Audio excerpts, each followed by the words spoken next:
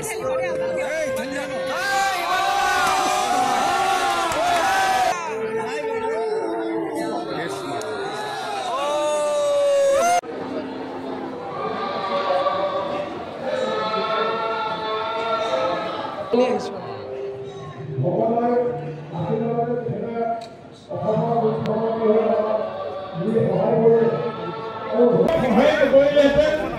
আমাৰ অনুষ্ঠানটো আগবাঢ়ি যাবলৈ আমি আমাৰ কাৰণে যথেষ্ট সুবিধা হয় কেৱল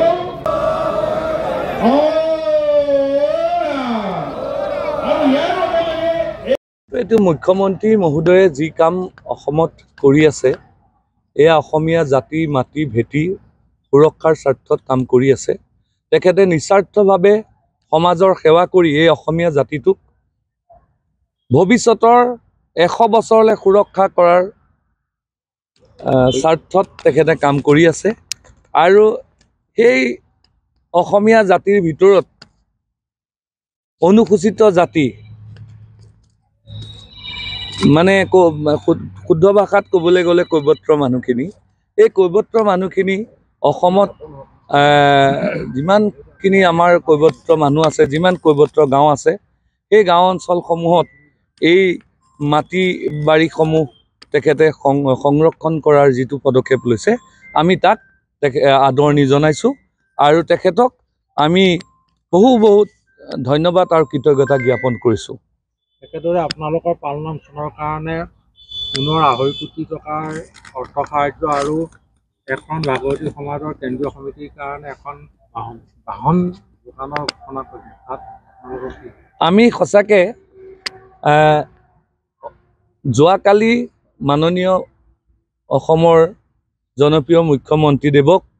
আমি তেখেতক কৃতজ্ঞতা যাচিবৰ কাৰণে আমন্ত্ৰণ জনাইছিলোঁ। সঁচা কথা ক'বলৈ গ'লে আমাৰ 2001 চনত এই ভূমিতে তেখেতে তেখেতৰ পদধূলা দিছিলহি আৰু তেতিয়াই একশৰণ ভাগৱতী সমাজৰ ভকত বৈষ্ণৱৰ ওচৰত তেখেতে এটা কথা কৈ গৈছিল আমি এটা এই ভূমিৰ আমি এভাগ নতুনকৈ পালনাম থান নিৰ্মাণৰ আমি এটা প্ৰস্তাৱ দিছিলোঁ তেখেতে যি আমাৰ প্ৰাক্কলন ইঞ্জিনিয়াৰৰ পৰা আমি যি প্ৰাক্কলন প্ৰস্তুত কৰি তেখেতৰ হাতত দিছিলোঁ তেখেতে তেতিয়াই কথা দি থৈ গৈছিলে যে বাৰু ঠিক আছে আপোনালোকে এই যি ভ্ৰমণৰ পালনাম থানৰ গৃহ নিৰ্মাণৰ কাৰণে মোক দায়িত্ব দিছে মই এয়া সম্পূৰ্ণ দায়িত্ব মই মোৰ পাতি গ্ৰহণ কৰিছোঁ আপোনালোকৰ পালনাম থান মই সম্পূৰ্ণভাৱে নিৰ্মাণ কৰি দিম আৰু সেই সময়তে তেখেতে 50 লাখ টকা সেইদিনাই আমাক ঘোষণা কৰি থৈ গৈছিল আৰু তাৰ পিছৰ পৰ্যায়ত আমাৰ 2023 চনত আমাৰ এখন ভাগৱতী সমাজৰ অধিৱেশন যোৰহাট মেলেং মেটিলিত যিখন অধিৱেশন হৈছিল তাত তেখেতে 2 কোটি টকা পুনৰবাৰ আকৌ ঘোষণা কৰি আমাৰ পালনাম থান ভাগ এই আজি যোৱাকালি আমি তেখেতৰ হতুৱাই আমি দ্বাৰ উন্মোচন আমি কৰিলোঁ আৰু তেখেতে কথা দি কথা ৰখা মুখ্যমন্ত্ৰী অসমত আমি মুখ্যমন্ত্ৰী বহু পাইছোঁ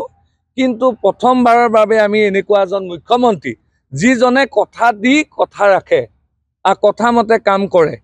আমি সঁচাই বহু সুখী হৈছোঁ